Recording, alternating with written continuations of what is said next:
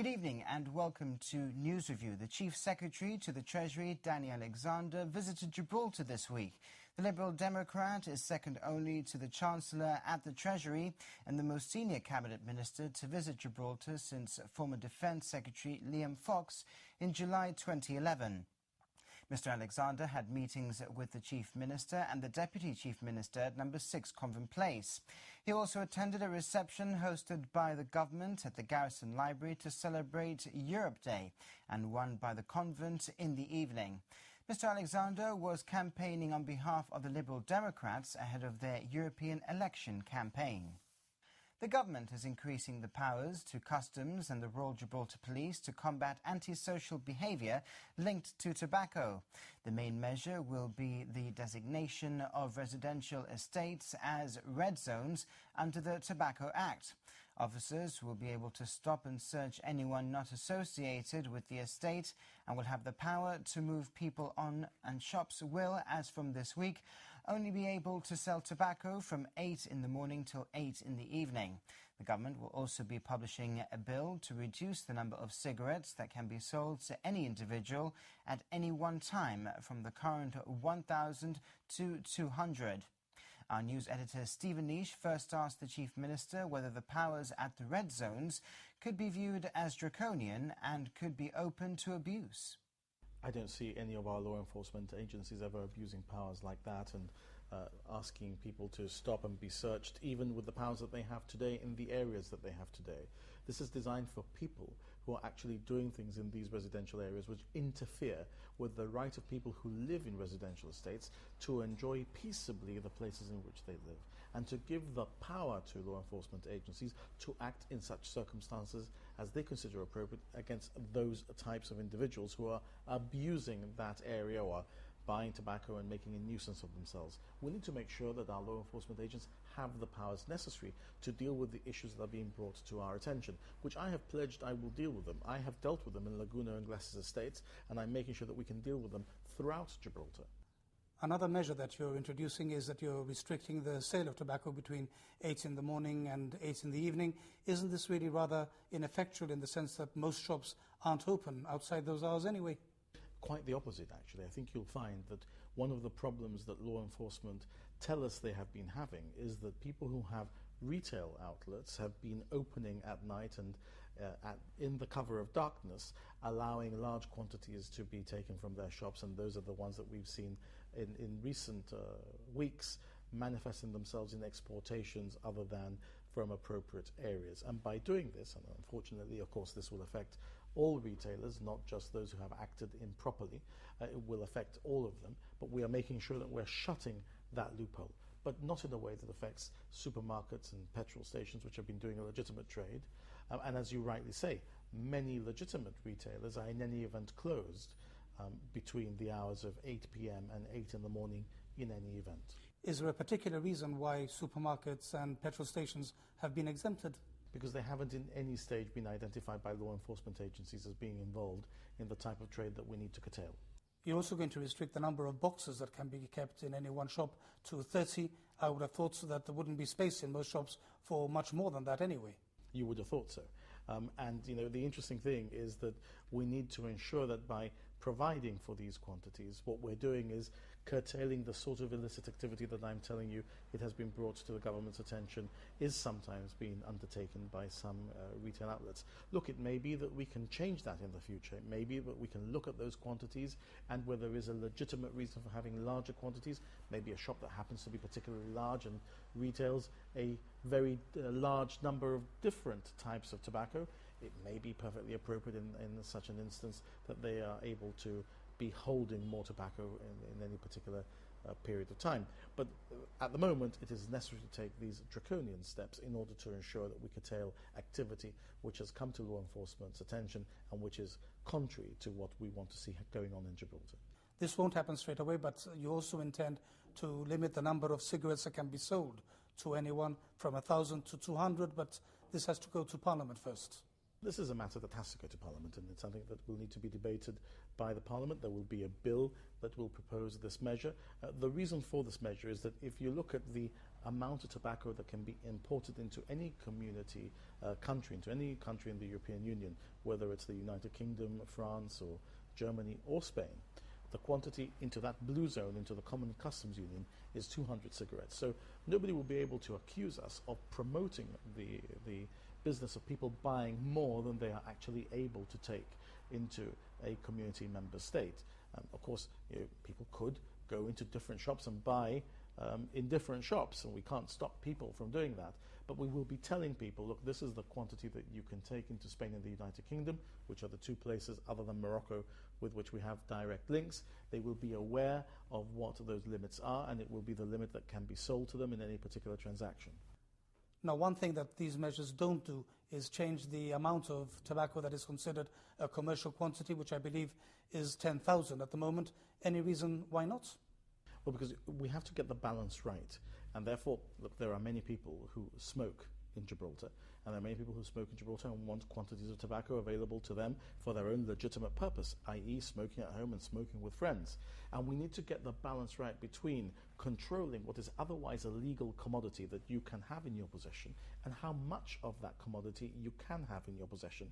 If you're not on your way to export it, either through the airport, through the land frontier, or otherwise. So what the red zones do is say you cannot be in possession even of a commercial quantity of tobacco in this area unless you are a resident or you have a legitimate reason which you can explain to an officer that might stop you. We have to get that balance right, and it's difficult to get that balance right, but I'm erring on the side of the residents and on the side of making sure that people do not have to suffer antisocial behaviour of the sort that we had to eradicate at Laguna and Glasses, and we don't want to see becoming rampant anywhere else in Gibraltar.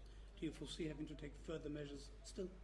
Look, it is important for us to make sure that when we act prudently and we act reasonably, but we act to ensure that we deal with the issues that are brought to our attention. And in our conversations with the law enforcement officials that advise the government on this subject, we are satisfied that these measures will have the effect of curtailing that activity which they've identified we have to curtail in the way that they believe it can be curtailed.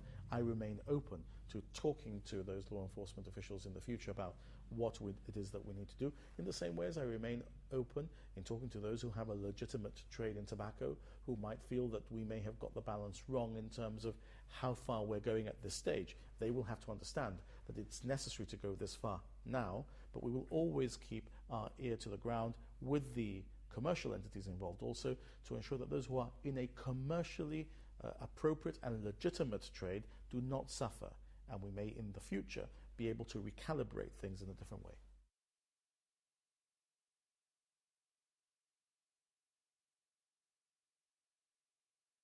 "16 CAT engines were delivered to Gibraltar last weekend in an effort to keep the community powered up whilst the new power station is built. The Chief Minister said these engines will guarantee Gibraltar has the supply necessary during this interim period. These were the scenes last week as the government surveyed the aftermath of the devastation caused by the explosion and fire at Waterport Power Station.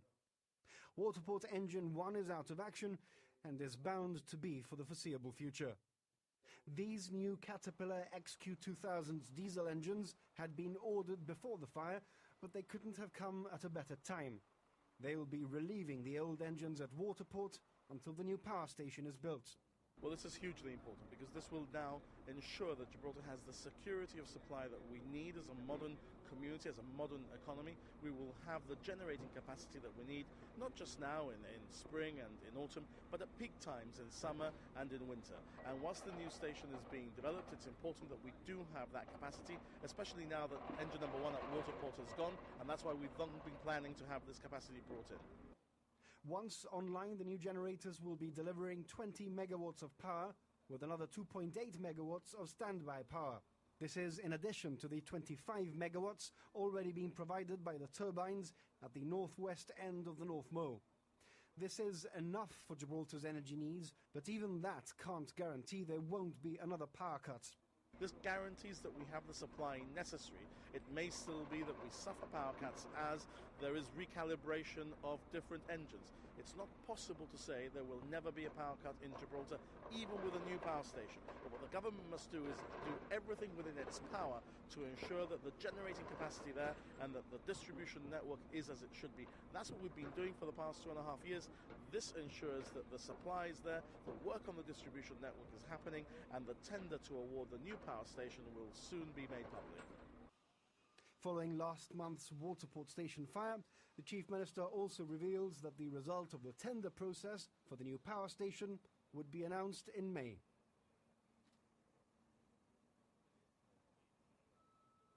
And we'll be back with more of this week's stories after the break.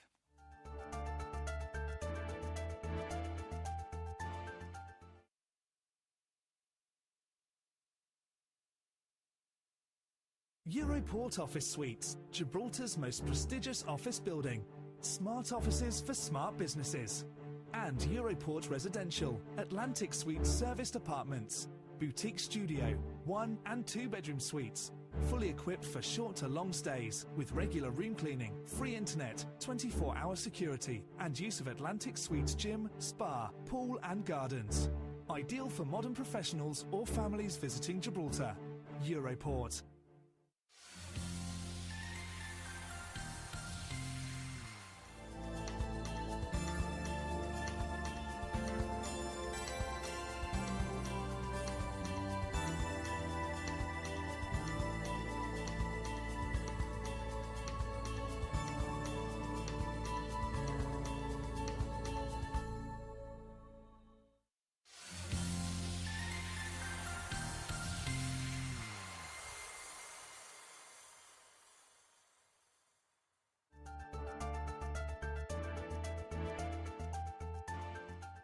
A dramatic €5 million overhaul of the Spanish side of the frontier will see 4 lanes of traffic to enter Spain and 6 lanes of traffic to enter Gibraltar, and will be completed by the end of this year.